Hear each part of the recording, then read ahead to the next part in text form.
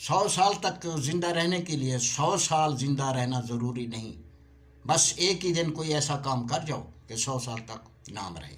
औज़ुबिल्लाहि मिनश्शैतानिर्रजीम, बिस्मिल्लाहिर्रहमानिर्रहीम, अस्सलामु अलैकुम वरहमतुल्लाहि वबरकातुहू। मैं हूं अब्दुल लतीफ़ गुरजानी, आपके लिए ढेर सारी दुआओं के साथ। सुप्रीम कोर्ट की एक अदालत है, जज की कुर्सी पे बैठे हैं जस्टिस अनवर उल हक साहब। ज़ुल्फ़िकार अली भुट्टो साहब को सज़ाए मौत का हुक्म सुना दिया गया था। उन्हीं की तरफ से एक रिव्यू यानी पिटिशन इसी अदालत में दायर की गई थी कि इस फैसले पे नज़रसानी की जाए।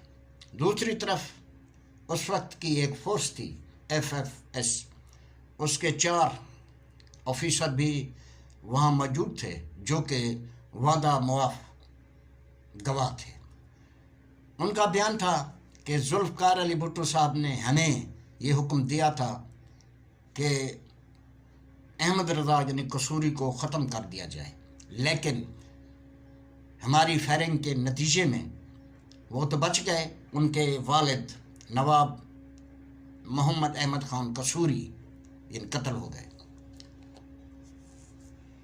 अब कैदी को जिसने ये रिट दायर की है उससे कानूनी तौर पे भी ये हक़ होता है कि वो ऐसे गवाहान से ख़ुद बहस करे, उनसे सवाल और जवाब करे, या उसी कैदी के या उसी सज़ा याफ्ता आदमी के यानी वकला बात करें।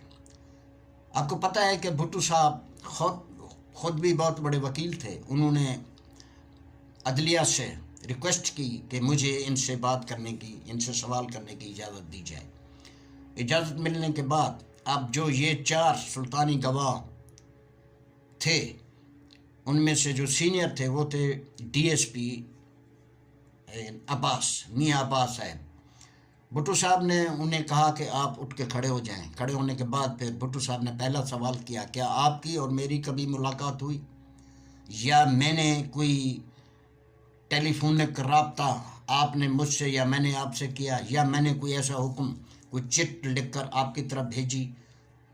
तो मियाँ अब्बास सर को नीचे करते हुए कहता है, नो सर। फिर भुट्टो साहब ने दूसरे जो 3 गवाह थे उनसे कोई सवाल करना मुनासिब नहीं समझा और जस्टिस साहब की तरफ मुँह करके कहते हैं कि मिलॉर्ड, आपने देख लिया, सुन लिया कि ना मेरी कभी इनसे मुलाकात हुई, ना मैंने कोई इनको फ़ोन किया, ना मैंने कोई इन्हें चिट यानी इनकी तरफ कोई भेजी। फिर मैंने इनको कैसे हुक्म दिया और इन्होंने मेरे हुक्म की तामील की? हो सकता है किसी और ने इनको ऐसा करने का कहा हो। तो ये एक बहुत बड़ी यानी दलील थी भुट्टो साहब की बेगुनाही की, लेकिन फ़ैसला तो पहले से तयशुदा था। लिहाजा अदलिया ने भुट्टो साहब की इस यानी पिटीशन को यानी ख़ारिज करते हुए फ़ैसले को यानी बहाल रखा। अब वो दिन भी आ जाता है कि बेनज़ीर साहबा और बेगम साहबा की भुट्टो साहब से आखिरी मुलाकात कराई जाती है। जब वो जेल में पहुंचती हैं, सवाल करती हैं, तो उन्हें कुछ नहीं बताया जाता। फिर उनको भुट्टो साहब की काल कोठड़ी के बैठ जो जंगला लगा हुआ था वहाँ बिठा दिया गया। फिर उन्हें यानी बता दिया गया कि आज आपकी भुट्टो साहब से आखिरी मुलाकात है। बेगम साहबा बहुत परेशान हुई, उदास हुई, रोने लगी। बेनज़ीर तो फूट फूट कर रोईं, बहुत रोईं और रोते हुए इल्तिजाएँ की, फरियादें की, दरख्वास्तें की कि खुदारा काल कोठड़ी का दरवाज़ा चंद सेकंड के लिए खोल दीजिए, मैं अपने बाबा से आखिरी बार गले मिलना चाहती हूँ और उनके सीने पे सर रख के जी भर के रोना चाहती हूँ। आज ही तमाम मैं आंसू अपने यानी ख़त्म कर देनी चाहती हूँ, बहा देना चाहती हूँ, फिर मेरी आँख में मुस्तक़बिल में कोई आंसू बाकी न रहे। लेकिन इस मजबूर और बेबस बेटी की किसी ने फरियाद न सुनी। मजीद अहमद कुरैशी साहब जो कि जेल में ऑफिसर थे, उन्हें रात 10:30 बजे हुक्म मिला कि आप भुट्टो साहब को तैयार कराएं और उन्हें तख्ता-ए-दार तक लेके आएँ। तख्ता-ए-दार तो फांसी घाट तो सब कहते हैं, लेकिन इस केस में मैं इस तख्ता-ए-दार को मक्तलगाह कहूँगा। भुट्टो साहब को वो सो रहे थे फर्श पे, انہیں اٹھایا جاتا ہے، تھوڑی دیر کے بعد وہ اٹھتے ہیں اور مجید قریشی صاحب انگلش میں ان کی بات چیت ہوتی ہے، انگلش میں ان کو بتاتے ہیں کہ سر آپ تیار ہو جائیے، وقت ختم ہو چکا۔ تو بھٹو صاحب کہتے ہیں کب؟ تو وہ کہتے ہیں ابھی۔ بھٹو صاحب بہت پریشان بھی ہوتے ہیں، حیران بھی ہوتے ہیں، کیونکہ اس وقت 10:30 بجے رات کا یعنی وقت تھا۔ حالانکہ قانون میں یہ ہے کہ ایسے قیدی کو جس کو یعنی ہینگ کرنا ہوتا ہے اسے رات کے 2 بجے کے بعد یعنی رات کے آخری پہر میں اسے تیار کیا جاتا ہے۔ پھر بھٹو صاحب یعنی پرسکون ہو گئے، کیونکہ انہیں جب معلوم ہو گیا کہ اب جانا ہی جانا ہے۔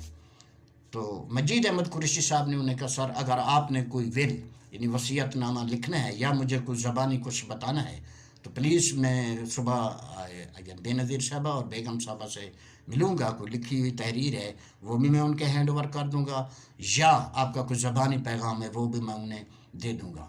بھٹو صاحب کہتے ہیں قریشی صاحب یعنی تھینک یو ویری مچ، میں نے بے نظیر کو جو کہنا تھا وہ سب کہہ دیا، پھر جب اور کوئی اگر کوئی وصیت ہے وہ مجھے لکھنے کی ضرورت نہیں ہے، آئندہ جو مورخ ہوگا، آئندہ جو یعنی کتابیں لکھی جائیں گی اس میں آٹومیٹک میری جو ہے یعنی وصیت کے متعلق یعنی لکھا جائے گا۔ اور بات بھی پھر یہ صحیح ثابت ہوئی، جب یعنی بادل چھٹے، جب حالات ٹھیک ہوئے تو وہی سیکورٹی والے جو بھٹو صاحب کے پاس کسی کو نہیں آنے دیتے تھے، پھر انہوں نے بھٹو صاحب کی زندگی کے بارے میں وہ کیا کھاتے تھے، کیا یعنی کہتے تھے، کیسے وہ جیل میں ایک جوانوں کی طرح، ایک شیروں کی طرح انہوں نے زندگی گزاری، سب انہیں یعنی کتابوں میں درج ہے۔ اور دلچسپ بات یہ ہے کہ ان کے جو یعنی سیکورٹی انچارج تھے کرنل رفیع صاحب، انہوں نے ایک اپنی یعنی کتاب لکھی ہے، وقت ملے تو یہ کتاب آپ ضرور پڑھیے گا، یعنی 323 دن یعنی بھٹو صاحب نے جو آخری 323 دن جیل میں گزارے تھے اس میں یہ تمام کہانی موجود ہے۔ مجید قریشی صاحب پھر اور بھی جو ہے نا آدمی ہیں، اور بھی وہی لوگ ہیں جو یعنی جیل کا عملہ ہے، وہ بھی اپنے مختلف انٹرویوز میں بھٹو صاحب کی یعنی تمام باتیں بتاتے رہتے ہیں، کیونکہ وہ والے حالات تو اب رہے نہیں۔ تو مجید احمد یعنی قریشی صاحب نے ایک انٹرویو میں یہ بھی یعنی بتایا تھا کہ یعنی سزائے موت کا حکم سنانے سے پہلے یعنی قیدی یعنی پاکستان پیپلز پارٹی کے ورکرز کو اسی جیل میں لایا جاتا تھا، انہیں کوڑے مارے جاتے تھے۔ پھر جب ان کی آہیں بھٹو صاحب کے یعنی کانوں تک پہنچتی تھی تو بھٹو صاحب بڑے دکھی ہوتے تھے اور کہتے تھے کہ یہ میرے یعنی غریب ورکر جو میرے ساتھ یعنی با وفا ہیں، انہیں ایسی سزا دے کر در حقیقت یہ مجھے یعنی توڑنا چاہتے ہیں۔ بھٹو صاحب یہ بھی یعنی اپنے آخری دنوں میں یہ بھی یعنی شکوہ یعنی کیا کرتے تھے کہ میری قوم نے میرے ساتھ وفا نہیں کی، حالانکہ میں نے ان کے لیے کیا کچھ نہیں کیا۔ کسی نے کیا خوب کہا ہے کہ کسی کا بھروسہ اور گھر مت توڑنا۔ میں بھی اس اعتراف کے ساتھ آپ سے اجازت لوں گا کہ ہم نے بھٹو صاحب کا یعنی بھروسہ توڑا، لیکن زرداری خاندان نے بھٹو صاحب کا گھر توڑا۔ اللہ سونے پہ حوالہ۔